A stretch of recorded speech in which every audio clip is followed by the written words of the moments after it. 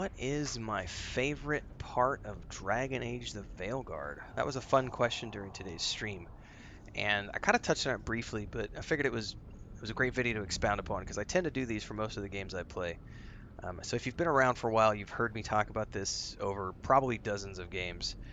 I love story. Specifically, I love cinematics, narrative, voice acting. I just love mocap. I love just good visual elements that pull me in and make me feel like I'm playing through and watching a film or a TV show. I don't care about the art style so much as just the portrayal of and the delivery of really good storyline elements. And this game has delivered that to me in spades. But if you've watched recently, a couple of good examples for me are like Cyberpunk 2077 and the Phantom Liberty DLC, Red Dead Redemption 2, games that combine good gameplay with good storytelling and awesome cutscenes. Those are just a couple of good examples I could throw out there. Baldur's Gate 3 is another good example.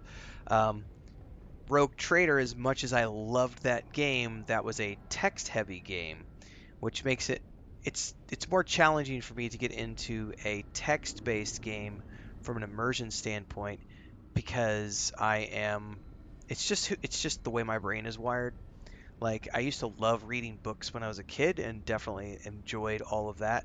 But as I've grown older, I do gravitate towards these visual experiences. So for me, I'm always going to put an emphasis on games that have great visuals. Someone was laughing at me when I was doing my reaction video to Expedition 33, because there's some cutscenes in that game that were just literally giving me goosebumps and kind of getting me all emotional because it was like, man, this is going to be great. And then like when I was watching the Exodus footage that I've seen so far, it's been absolutely phenomenal.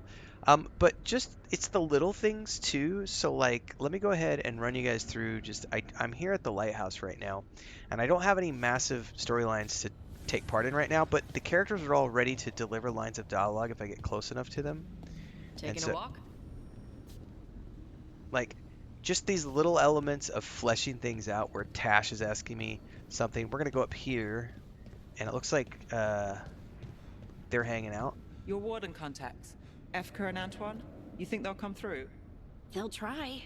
Well, it's more than we've gotten from the first warden. Where'd you meet them anyway? It was the Deep Roads.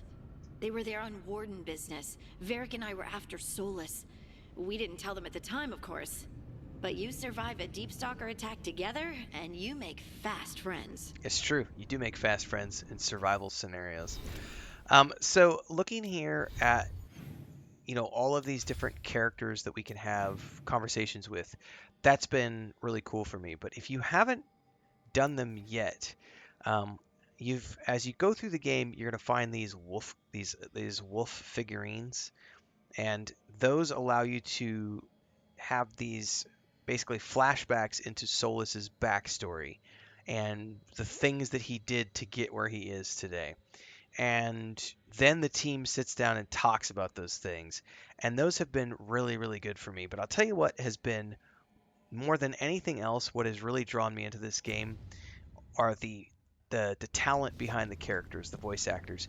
I've mentioned this in multiple other videos, so if you've seen my other videos, you've heard me say this.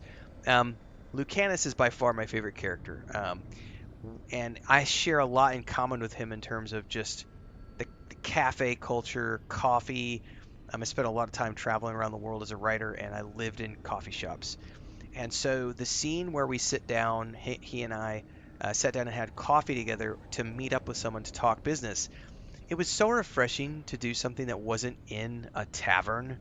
Like so many games, it's like go to the tavern, go to the brothel, go to the seediest part of town.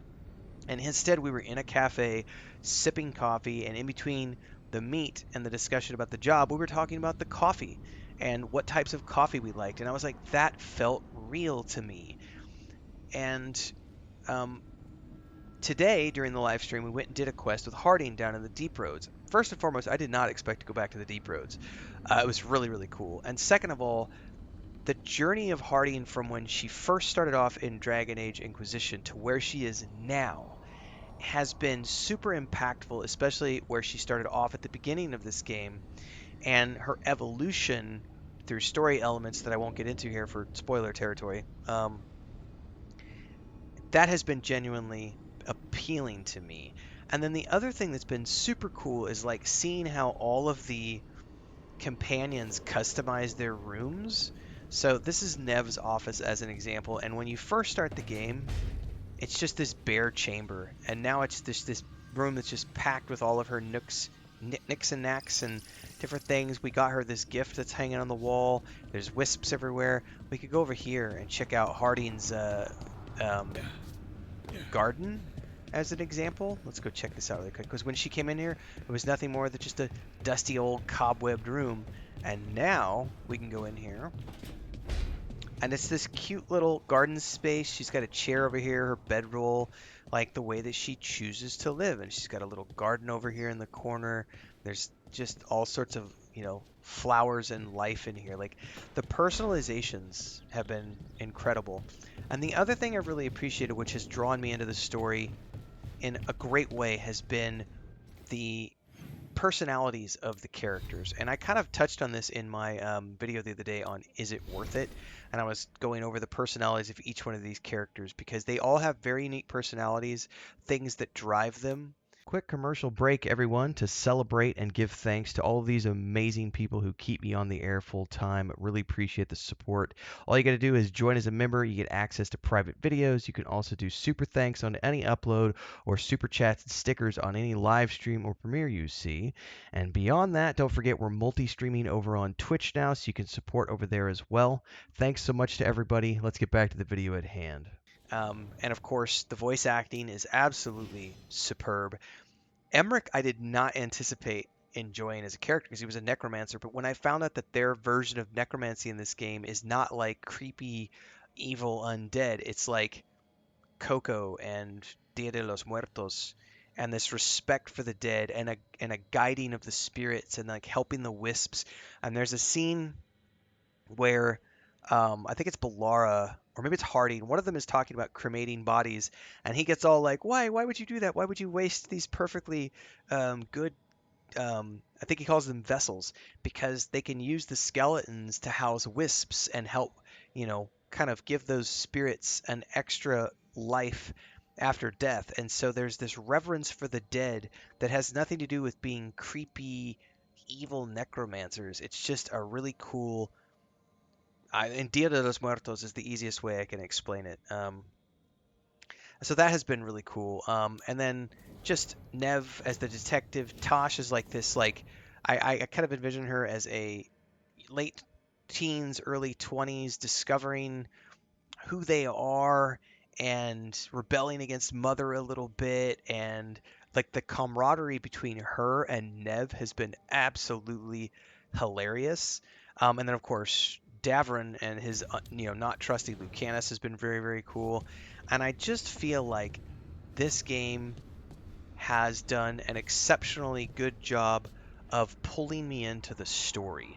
Not to mention, it just looks really good, and the overall aesthetics and the cutscenes and all the visuals, they've been great. And the transitions between like cutscenes into action sequences has been top notch. Like you'll be running along, you'll vault over like a wall or something, and then the camera just transitions into cutscene, or you'll be in a cutscene and it's moving along, and all of a sudden it just transitions into an action sequence, and it's just this flawless transitioning of gameplay to cutscene and cutscene to gameplay that just really keeps you in the game, and it's just been an absolute joy to play. So for me, yeah, the story and the cutscenes and the visual element and the presentation of the story.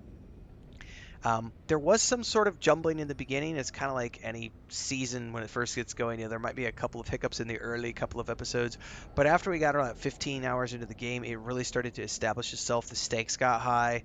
When we had to make that decision about the two cities, that was super impactful.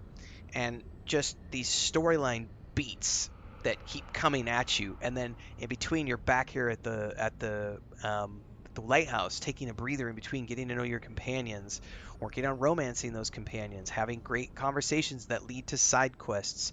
So, story for sure in this game has got me by the short and curlies, and I'm having a great time. Hopefully, you are as well. Don't forget daily streams at 8 or 9 a.m. Central Time every single morning on YouTube and Twitch. And we're playing this game all the way through to Stalker 2 on November 20th. And after that, we've got the Star Wars Outlaws DLC and, of course, Indiana Jones and the Great Circle in December, followed by the Path of Exile 2 Early Access. So hopefully we'll see you in all the things we do.